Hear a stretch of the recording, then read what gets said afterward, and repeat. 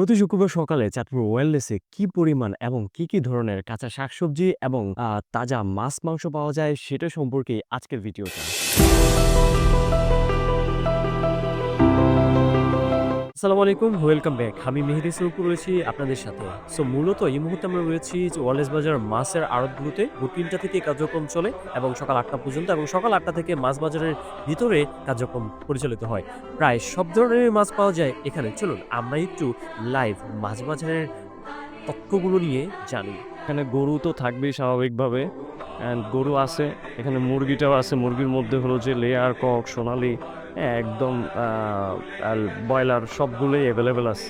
এখানেও বেশ কিছু সবজির দোকান আছে ভিতরে, আপনারা আসলে দেখতে পারবেন।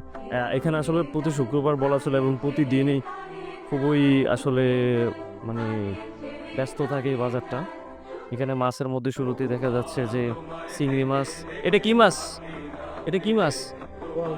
এটা এদিকে বোয়াল মাছ আছে। ওগুলা এটা মলম দিয়া এই হলো কাসকি মাছ। এক কথা সব ধরনের মাছই অ্যাভেলেবল আছে। কি মাছ? রুই আর কাতল মাছ। আর এগুলা পাবদা, আচ্ছা চাপিলা। এখানে আসলে আছে কই মাছ, পাঙ্গাস মাছ, তেলাপিয়া আছে, কার্পু আছে। হ্যাঁ, বেশ কিছু মাছ দেখা যাচ্ছে এখানে। এখানে অনেক মাছ দেখা যাচ্ছে। আপনার কাছে কি মাছ আছে? আমার কাছে বড় কাতলা আছে, বড় রুই আছে, তারপরে ছোট রুই আছে, তেলাপিয়া আছে, তারপর সরপুঁটি। এই বড় মাছটার নাম কি? রুই মাছ দাদা? রুই মাছ। এটা কি নদীর নাকি আসলে আপনার না দাদা, নদী না, এগুলি জিরের মাছ চাষের? এখানে বেশ কিছু ইন্টারেস্টিং ফ্যাক্ট আছে। তার মধ্যে উল্লেখযোগ্য হলো এখানে পাশেই একটি আড়ত রয়েছে এবং আশপাশে ঝিল এবং নদী থাকার কারণে তাজা মাছগুলো প্রায় সময় এখানে অ্যাভেলেবেল থাকে। নদীর মাছগুলো খুবই ভালো লেভেলের অ্যাভেলেবেল থাকে। আর সব ধরনের মাছ তো আছেই। আমরা এখান থেকে মাছ বাজারে ঘোরাফেরা শেষ করে আমরা এখন চলে যাব সবজি বাজারে বা শাকসবজির বাজারে।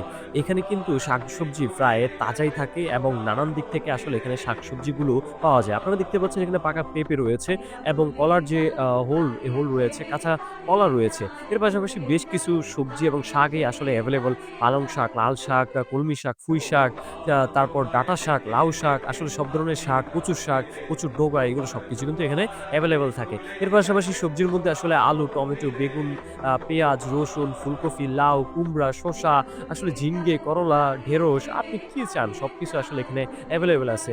এ সিম, লাইরা সিম, হ্যাঁ? মাটির নিচের আলু, সবকিছুই আসলে এই বাজারে বলা চলে এভেলেবল আছে। শসা আছে, টমেটো আছে, কাঁকরোল আছে, মূলা আছে, বটবে সিম, করল্লা, তারপরে আমড়া আছে, আলু আছে, কাঁচকলা আছে, কাঁচামরিচ। প্রতি দিনই পাওয়া যায় এরকম? প্রত্যেক দিনই পাওয়া যায়। ধন্যবাদ আপনার। মাঝে মাঝে আসি। মাঝে, মাঝে জি।